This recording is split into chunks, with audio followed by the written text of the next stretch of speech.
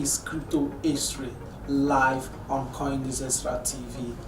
It is a program where we talk about the scams, the secrets, the mysteries that are in the blockchain, fintech, and crypto ecosystem. So join us every Mondays, 3 p.m. West African time to talk about this show. Do you want to stay safe in the blockchain and crypto ecosystem? Do you want to know what is really happening, the secrets, the scams, the dangers in the blockchain and crypto ecosystem? Don't miss this program live on CoinExtra TV, LinkedIn, YouTube, Facebook, and Twitter. Don't miss this. Join us.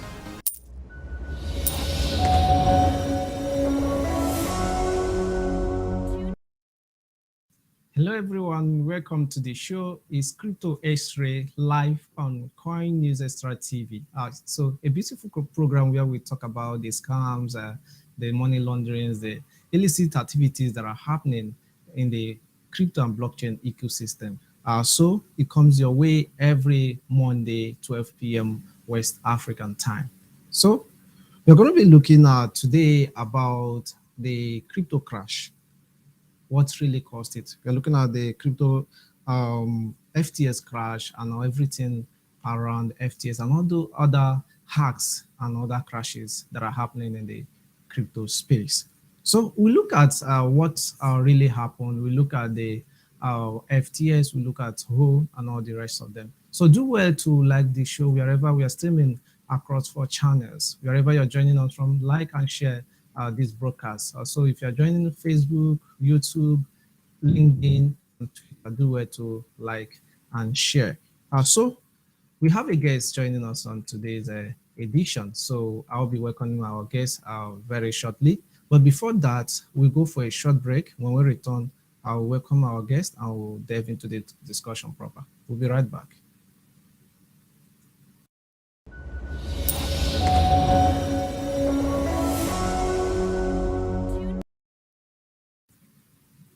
Welcome back to the show. It's still Crypto History. So I'm looking at the crypto market, and users might not have the end of it all.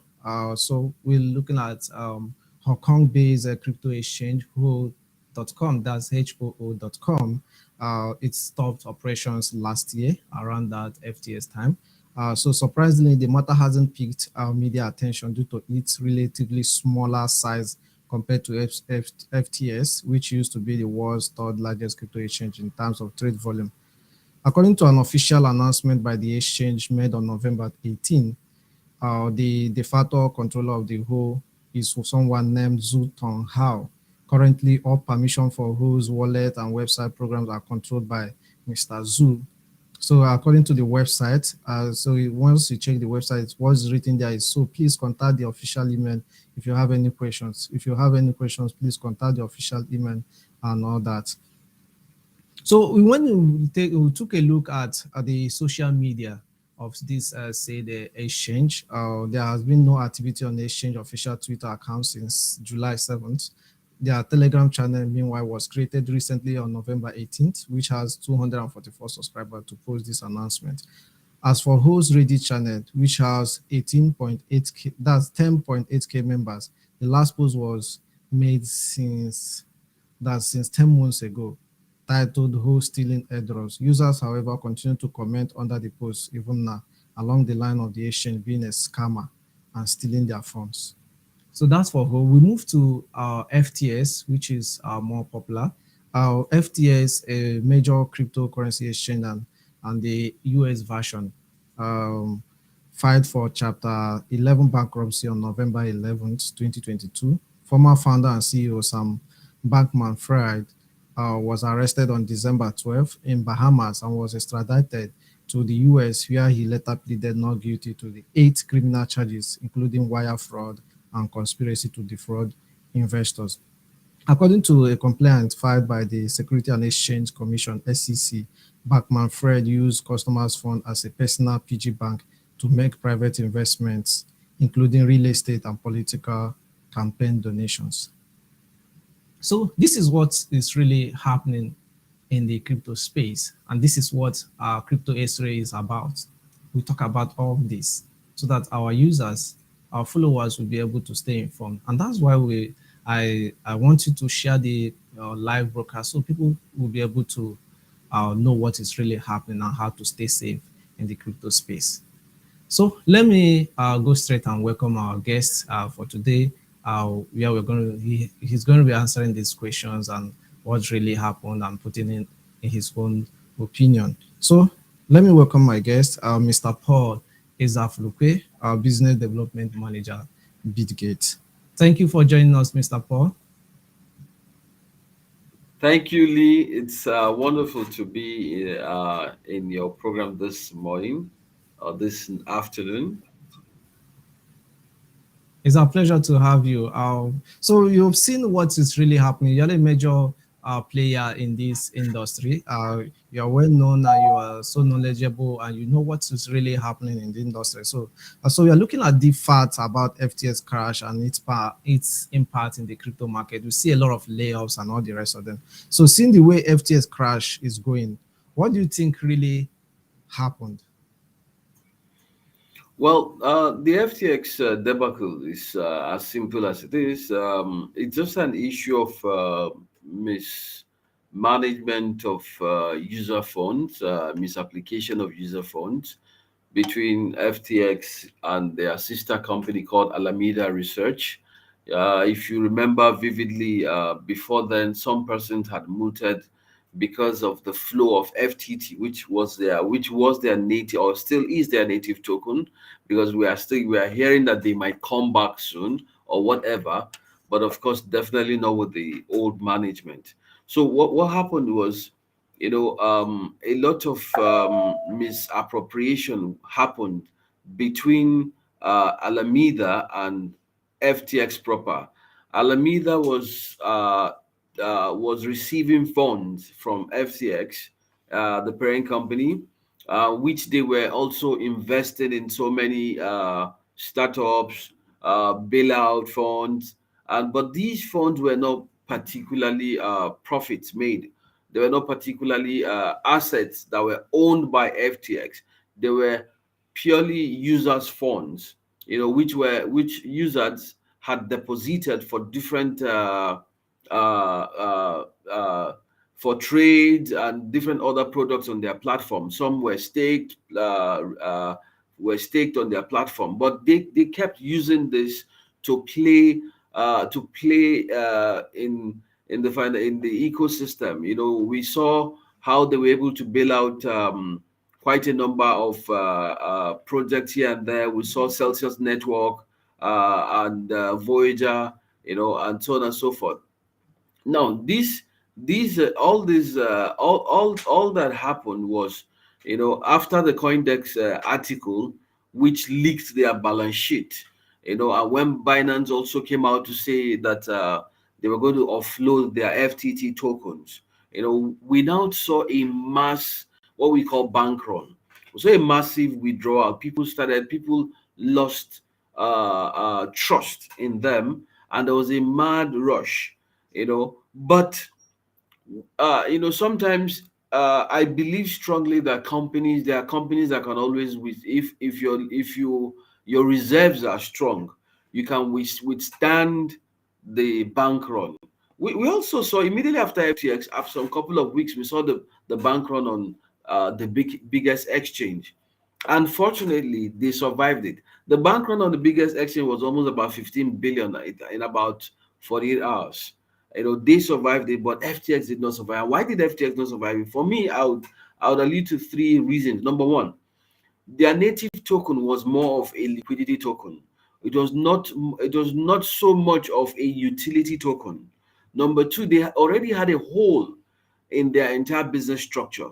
They already had a hole that was created by their investment, their investment in Alameda Capital and in that Alameda Research, and those investments were not properly backed. They were more of misappropriation of funds from FTX to Alameda Research, and unfortunately, the people at Alameda Research, they were running Alameda Research like more of where Wild Wild West kind of thing, where you had financial gangsters who were playing poker. They were playing poker with people's money. So those were part of the things that collapsed them, because it would have come. Some persons will tell you it's because of what Caesar tweeted, but the truth was that the hole was there. They might it might have it might have it could have come later than what we saw, because billions were already missing from their balance sheet. So those were part of the problems that brought down FTX. Let's look at the FTS itself. We saw that the BF he was busy doing some donations before the crash, political donations, buying real estates, and also helping and investing in other blockchain and crypto platforms. So, what really happened? Are you going to classify it as a scam, as a planned scam, or totally a mismanagement? Uh, the FTX issue is not for me. Opinions could differ. FTX issue was not a planned scam. Uh, by and large, over the years, we've seen the collapse of Enron. It's not like your Benny Madoff scheme. That's a total scam. That was more of a Ponzi scheme. But if our listeners know Benny Madoff, or go Google him, I think he's late now. He got like 150 years in prison, but I think he died in prison. Now his case is different from what happened at FTX. FTX was purely a mismanagement. These guys were young people who had lots of funds in their hands, and being young, a lot of the responsibility on their shoulders was more than they could carry. So what did they do? They just saw crypto money, thinking it was free money, not forgetting that a bulk of this money too is what we call user assets. Now in banking, there's a cash reserve ratio. There's supposed to be a user reserve ratio where a certain amount of your user funds remains purely in cold wallets until users come for them. Now, but these guys did not practice these um, internal compliance requirements. None of these things were put in place. All they were doing was, as user funds come, maybe let's say for example, users make deposits of about $100 million. They just take the funds, send it to Alameda Research. Alameda Research in turn looks for something to buy, not even minding if the assets they were buying, the underlying assets were viable or not. And the lady at Alameda, if you listen to after FTX collapse, you could sense somebody who was or somebody who is totally bereft, totally not up to the task she was assigned to do. She couldn't even handle the responsibility that was laid on her. So it was a total mismanagement. You had guys who were partying all the time, going from place to place, buying houses here and there, thinking, in banking, there's something with money. For example, if you run a credit scheme, or you run a hedge fund, or you run a bank, or even if it's a microfinance bank, if at the moment depositors start giving you money, if you're not somebody who is disciplined, and who is financially educated, you will think because you own the bank, the money, the total money, maybe let's give example, $1 billion belongs to the organization. No, sir, it doesn't. If you have $1 billion, the probably 980 or even $900 million out of that 1 billion is depositors funds. Now in banking, there is you are responsible. That is why we have regulators who regulate all these kind of companies, where you have people, where the bank has depositors funds. You're not allowed to even borrow out a certain percentage of the total depositors' funds. Now, everybody who had money in FTX is not even by law or by self-regulation, they are not allowed to play, or they are not even allowed to that maybe, let's for example, maybe I think about 90% in an unregulated space at ours, we're not even allowed 100. It should be 100%, and that's why we have come up with this reserve ratio, where exchanges have now been able to announce to the public and show you proof of reserve. That proof of reserve simply means that we have our users funds backed 1 to 1. If our users' funds are in excess of $1 billion, we have it, and we are showing you proof on the Merkle tree. If you check the Merkle tree, you'll be able to see, oh, I have 10 Bitcoin in, for example, I have 10 Bitcoin in BitGet. I will go there, I'll see it in my wallet that it is there, is existing there. Now with FTX, because of the issue that happened in FTX, exchanges have now come out and say, okay, this is how we can assure our users.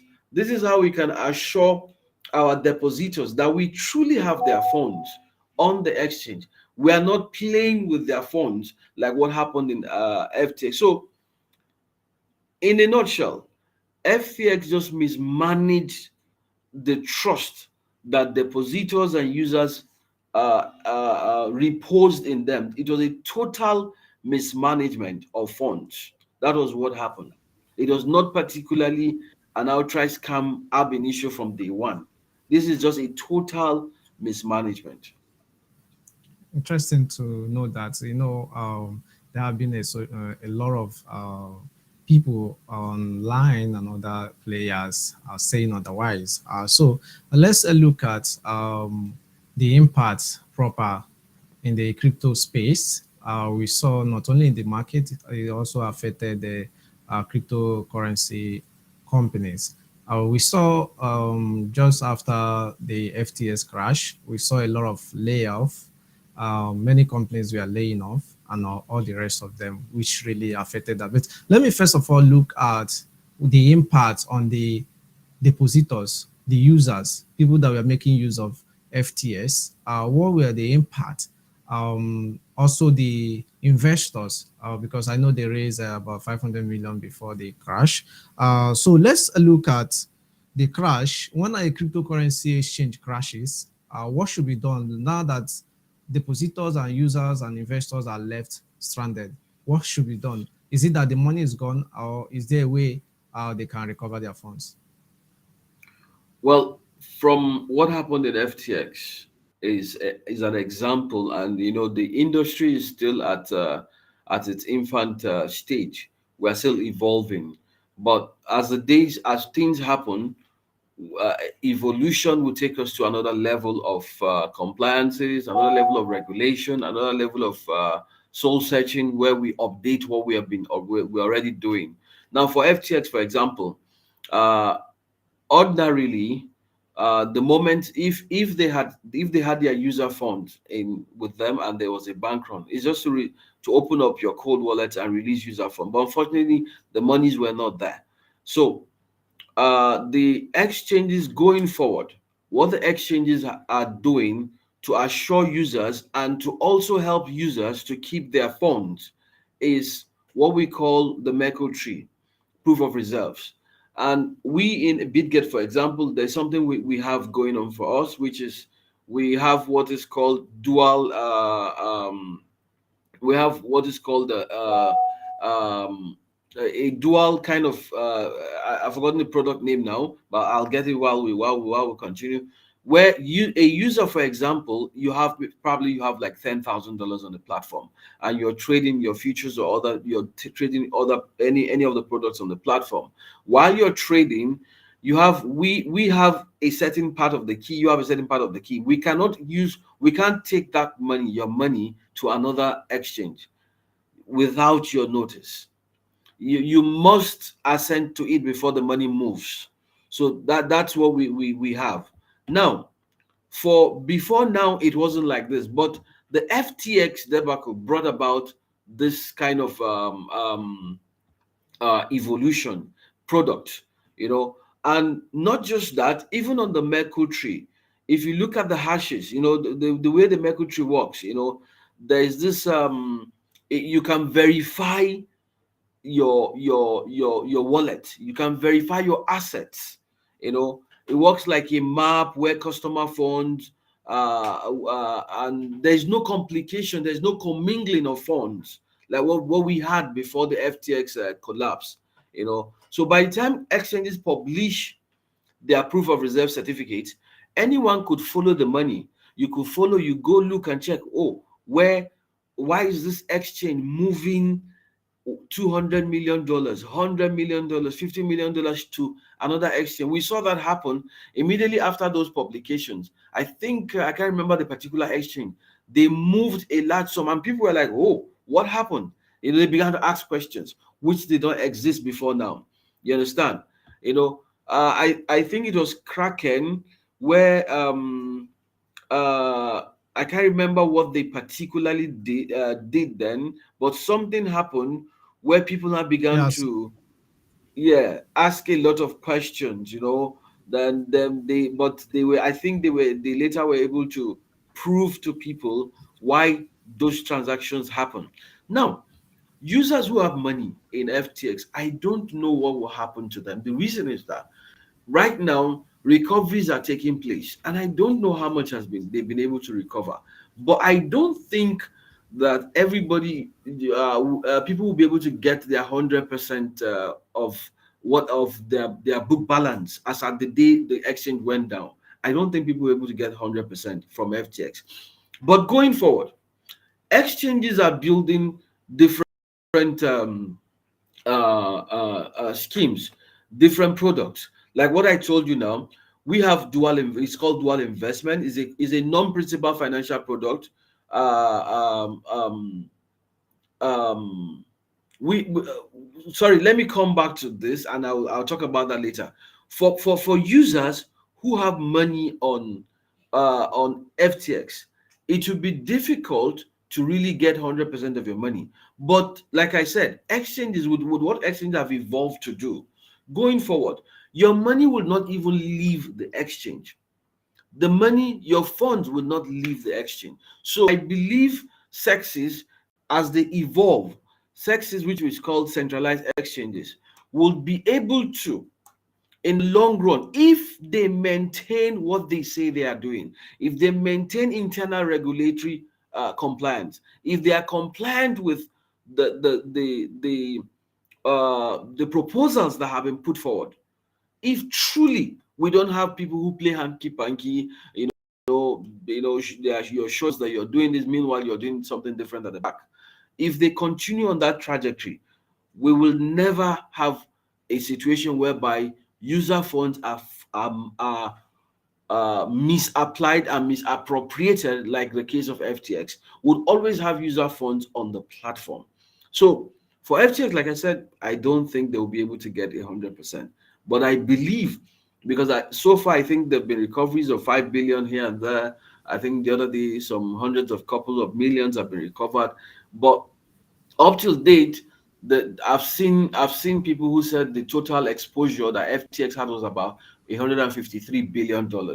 But we're not yet sure what was the true state of their books. But in a couple of weeks or there, about a month, we should be precisely sure that, hey, this is the total amount that FTX lost, or this is the total amount Alameda lost here and there, and we'll now say, okay, based on this total amount, how much of this amount is user funds?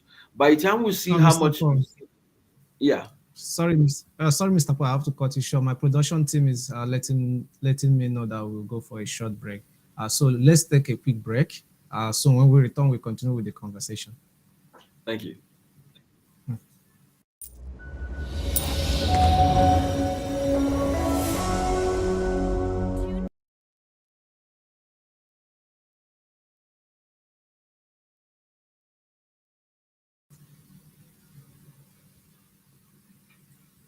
Welcome back to the show.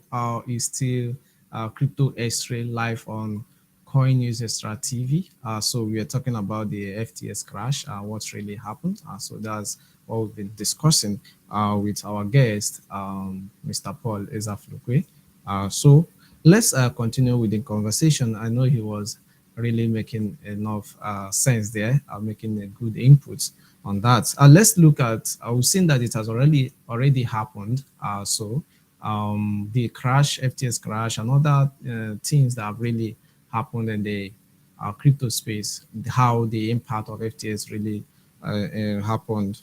So let's look at how to prevent this from happening. Not only FTS, other cryptocurrency exchanges, most especially the centralized exchanges. Do you think one of the major ways to prevent that from happening is through regulations? Do you think the regulators should be involved more in the crypto space? Well, regulation has its own pitfalls also. We've seen that happen in TradFi, the traditional finance. We've seen where, irrespective of regulation, big companies, big banks have collapsed.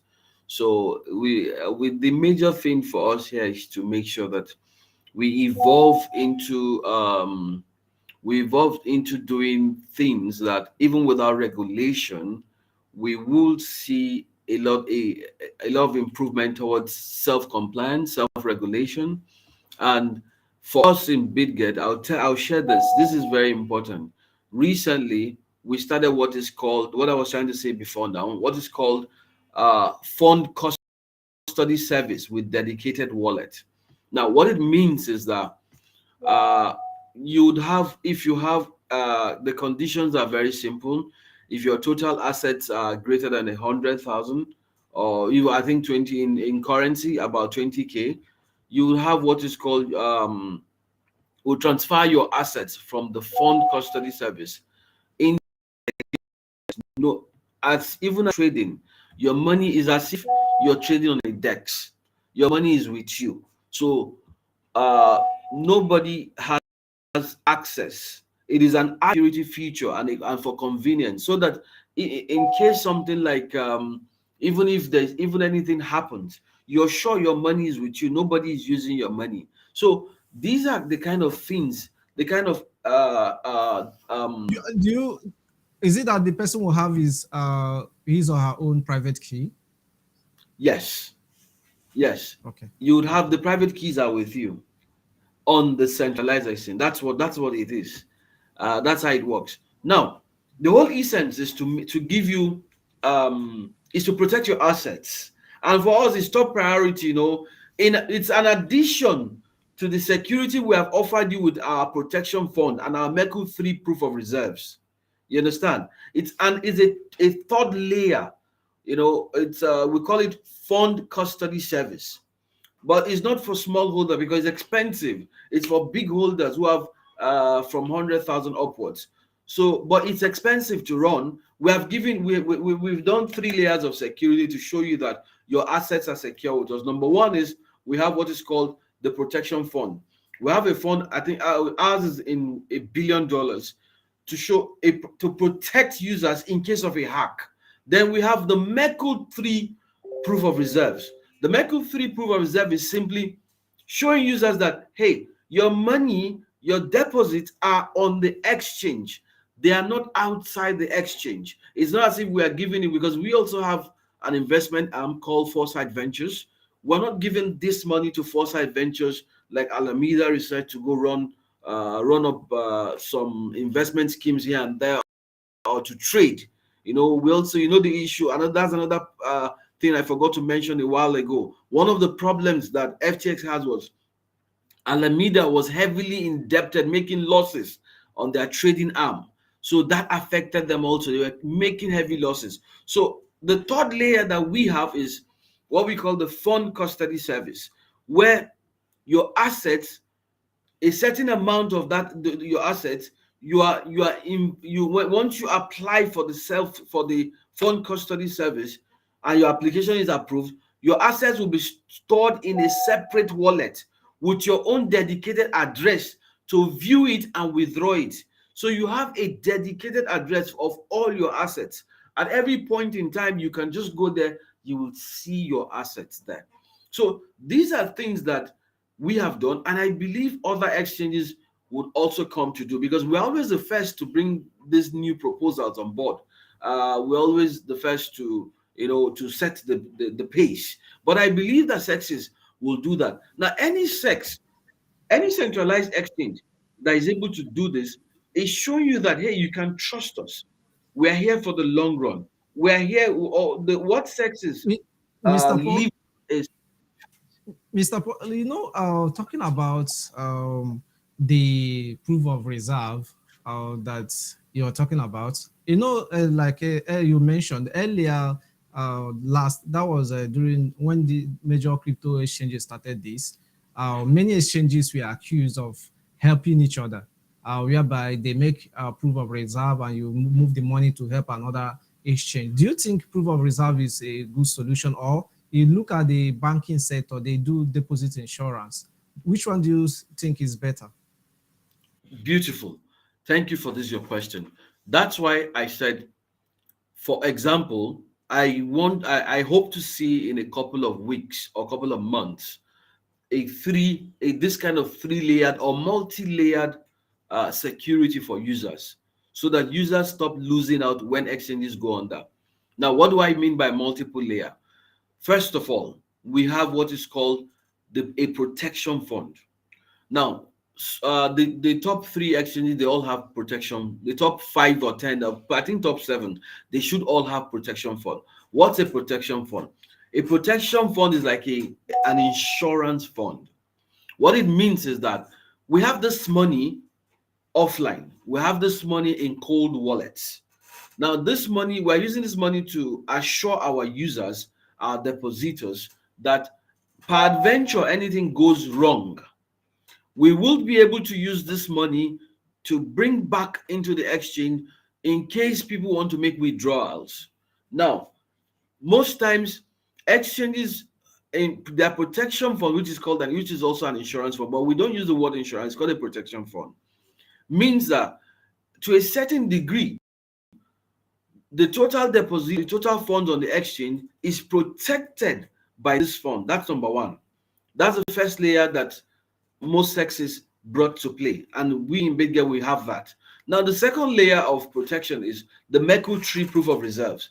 The Merkle tree proof of reserves is able to is for you to see that every asset that was brought into the exchange is actually sitting in the exchange.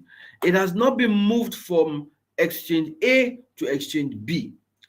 And the third layer is what I call the fund custody service. Now, coming back to your question, we realize that when some exchanges publish their Merkle 3 proof of reserve, we could see that funds moved from exchange A to exchange B. And that's an example that's to show us that this particular exchange, either A or B, does not have what they say they have. They don't have that asset, but they are going to borrow from exchange B to show proof of reserve. Now, the truth about that is the Merkle tree will show you that. So this ecosystem is a self-learning place. It's a self-regulatory place. It's a place where you take your decision. It's a DYOR ecosystem. You do your own research. If you could go on the internet, find out how to read a proof of reserve certificate, or how to search there. Once you go there and you notice that funds are moved from point A to point B, then you put a question mark on that exchange. You know that, hey, you can't trust these guys. These guys are just round tripping. It's the same thing that happens in TradFi, where Bank A moves some billions to Bank B just because the regulators are coming to check their books. And once the regulators are gone, it goes back to status quo. And that's why we keep having failures in the system, systemic failures, as a result of the weakness of the weakness of man in the system. It's not as if proof of reserve cannot help us solve some of this problem, and the protection fund and the fund custody service. These three layers, they will go a long way in mitigating users losing their funds. But mind you, we can also improve and have a fourth layer, a fifth layer. As as the days come by, we'll keep improving on what we already have on ground. Thank you. Thank you very much. The next question I have here, but this discussion I guess have already covered is about the whole exchange that is not much popular that just crash and users are crying out there. So I guess this that we have said has really covered it up, and also time is not on our side again. So thank you very much, Mr. Paul. Before we draw the curtain, I would like to get your closing remarks. Okay, my closing remarks is very, very important. I want people to get knowledge. The times have changed. This is not 10, 20 years ago. The times that we are in is a time that decisions have to be taken at a personal level. You need to make fast, quick, and life-changing decisions. Keep getting requisite knowledge per time. Read as new things come. Learn what is it about this thing. How do we navigate this new disruption that has come? And as you learn, apply them. As you apply them, you'll be safe out there. The most important thing for users, especially crypto traders or crypto natives, is being safe out there. You don't know which exchange. Now, with all these three, four layers of security that the industry has introduced, you will see some people might still want to beat them in the near future. So we need to keep updating ourselves, keep learning, unlearn some things you already know, relearn, and keep learning. That's my final remark. And thank you very much for that. And that's why we are here to help them bring the information to their fingertips. Thank you very much, Mr. Paul Ezafrupe, BDM, Bitgate, and also former president, stakeholders in Blockchain Association of Nigeria. It's our pleasure having you. We're looking forward to having you frequently. Thank you so much. I'm so elated anytime I come to your platform. Thank you guys for listening. Looking forward to having more conversations in future. Thank you. Thank you very much. For our audience, I really appreciate you bringing our time to joining us, and I hope you really learned a lot. And that's why we made up this show, Crypto History, to enlighten you about the hacks, the irregularities, the money launderings, and the crashes in the crypto space. So thank you very much, and do well to like this live stream. Also do well to follow us across all our social media handles at Coin News Extra TV to stay informed. And also visit our website, www.coinnewsextra.com, for daily information of things that are happening in this crypto space, not only in Africa, around the globe. Thank you very much. I'm your host, Lee Uchamoheri. I will be coming your way again next week. Same time, same station. Bye for now.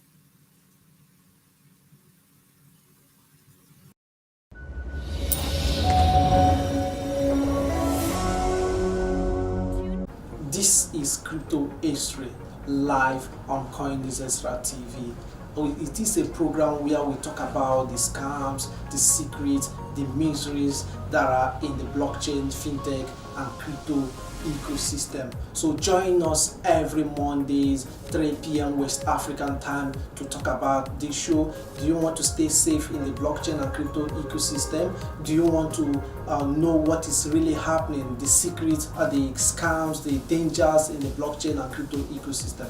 Don't miss this program live on CoinExtra TV, LinkedIn, YouTube, Facebook, and Twitter. Don't miss this. Join us.